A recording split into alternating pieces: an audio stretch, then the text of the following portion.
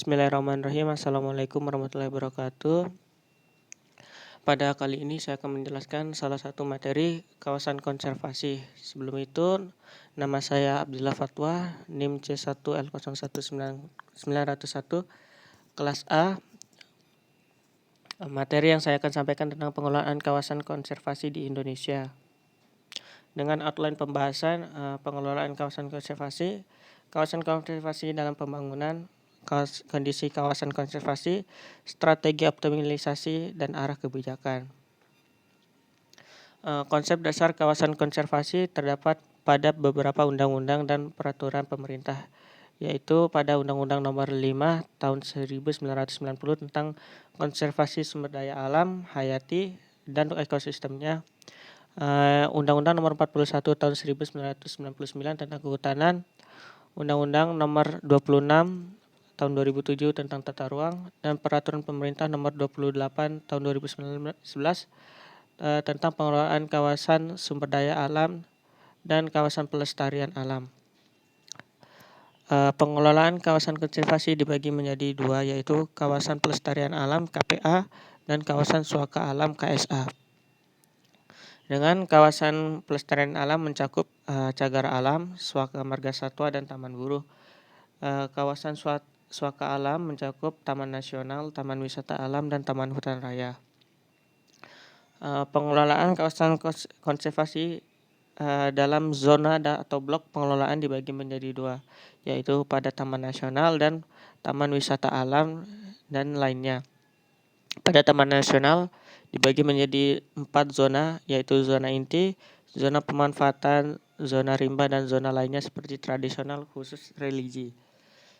Sedangkan taman wisata alam, taman hutan, dan lainnya dibagi menjadi 3 blok, yaitu blok perlindungan, blok pemanfaatan, dan blok lainnya seperti tradisional, khusus, religi, dan lain-lain. Prinsip pengelolaan kawasan konservasi dibagi menjadi 3, yaitu pengawetan, perlindungan, dan pemanfaatan. Yang pertama, mengawetkan, yaitu keanekaragaman satwa dan mencegah kepunahan spesies. Perlindungan yaitu sistem penyangga kehidupan, dan pemanfaatan yaitu keanekaragaman hayati secara lestari.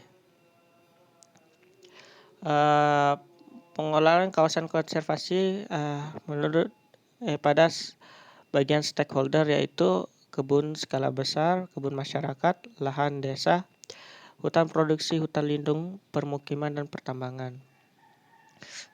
Pengelolaan kawasan konservasi di Indonesia terdiri dari 522 unit dengan 22,11 juta hektar area daratan dan 5,32 juta hektar area perairan, dengan terdiri dari berbagai jenis seperti 214 cagar alam yang terdiri dari 4,25 juta hektar area, 79 suaka marga satwa dengan jumlah 4,98 juta hektar area, 54 taman nasional dengan jumlah 16,2 juta hektar area, 131 taman wisata alam dengan jumlah 0,83 juta hektar area, dan 34 taman hutan raya jumlah 0,3 juta,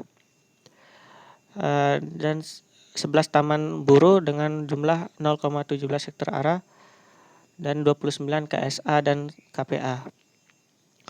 Pengelolaan kawasan konservasi dengan lingkup perencanaan, perlindungan, pengawetan, pemanfaatan, pemberdayaan, kerjasama, dan evaluasi fungsi. Dengan perencanaan sebagai berikut, seperti inventarisasi potensi, penataan kawasan, pada perlindungan, pencegahan, penanggulangan, pada pengawetan seperti penetapan koridor hidupan liar, pada pemanfaatan seperti jasa lingkungan, air, wisata, dan karbon, pada pemberdayaan seperti pemberian akses desa konservasi, kerjasama seperti kerjasama strategis nasional, dan evaluasi kesesuaian fungsi dan kondisi kawasan. Kawasan konservasi dalam pembangunan terdiri dari beberapa kebutuhan masa depan, seperti perlindungan seperti wilayah lindung, pola dasar pemanfaatan, pada pengawetan seperti in situ dan ex situ, pada pemanfaatan seperti lingkungan dan tanaman satwa liar.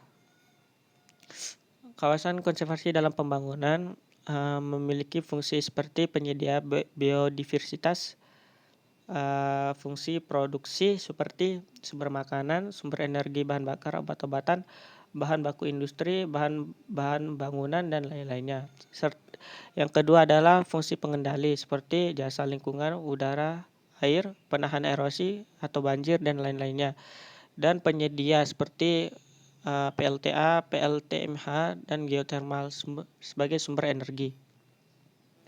Kawasan konservasi pada saat ini yaitu terdapat beberapa seperti sukses story pengelolaan KK, degradasi kawasan, penutupan hutan, pengelolaan, dan spesies terancam punah. Kawasan konservasi yang diinginkan adalah dengan adanya peraturan perundang-undangan, taraf hidup masyarakat menaik, pengelolaan kawasan konservasi yang memadai, dan unit kelola untuk meningkatkan kapabilitas sehingga terbentuknya kawasan konservasi yang diinginkan. Strateginya seperti pemanfaatan, mengurangi tekanan, dan pembuatan organisasi.